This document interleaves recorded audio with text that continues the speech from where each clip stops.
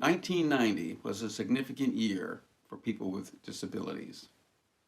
The Americans with Disabilities Act was signed into law, and closer to home in Tennessee, the Tennessee Disability Coalition was established. Hi, my name is Errol Elshtain, and I've been pleased over the past 30 years to have played a small role in some of the work that's been done here in Tennessee for people with disabilities. For example, in 1992, the family support legislation was passed, establishing a unique program in Tennessee to assist people with disabilities. The Tennessee Disability Coalition played a critical role in writing and working towards the passage of this Family Support Act, and has worked over the past 30 years on other forms of legislation to assist people with disabilities, most recently working to help Tennessee establish its Katie Beckett program. In the early days of the coalition, there were only two, if I remember correctly, there were only two people who worked for the coalition, Carol Westlake and Dara Howe. Dara Howe established the Family Voices program as part of the coalition's work, and Carol was the first and only executive director for the coalition. I had a small role in working with Carol over on the family support program because we had a team of folks who wrote the initial guidelines, which are still extant for the family support program.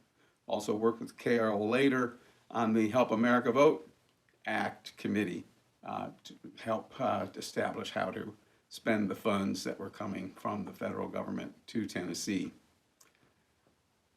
I also had a role because the Disability Coalition was funded by the Tennessee Council on Developmental Disabilities, for which I worked, and I was in charge of reviewing grant reports. That was an interesting procedure for the coalition because Carol often had quite innovative ways of meeting her goals and objectives. But in the end, she built a very strong coalition. They established satellite offices so they could work across this wide state of Tennessee, and built from the two original people to a very robust number of folks working for the coalition. Carol was very good at hiring excellent people and mentoring them. Many of them went on to go to other programs where they are working hard for folks with disabilities. I found Carol to be a great source of information. She often reminded me of Lord Varys from Game of Thrones. She seemed to have her own little birds who brought her information from various sources.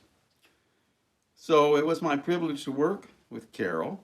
Her energy, her dedication just continues to make the coalition a really strong, robust, growing. I think there were originally maybe a handful of organizations that belonged to the coalition, and now there are upwards of 30 organizations that are members of the coalition. So to Carol, consummate crusader for the principles of the ADA, an ardent advocate for the rights of people with disabilities, a resilient rebel against the force of the status quo because there always is more to be done, an overachieving organizer of successful strategies to promote the promises of the Americans with Disabilities Act, a luminous laborer in the vineyards of policymaking to advance the rights of people with disabilities as espoused by the ADA. Good work, Carol. Good work to the coalition. You probably don't want to do it for another 30 years, but just keep on trekking. Thanks.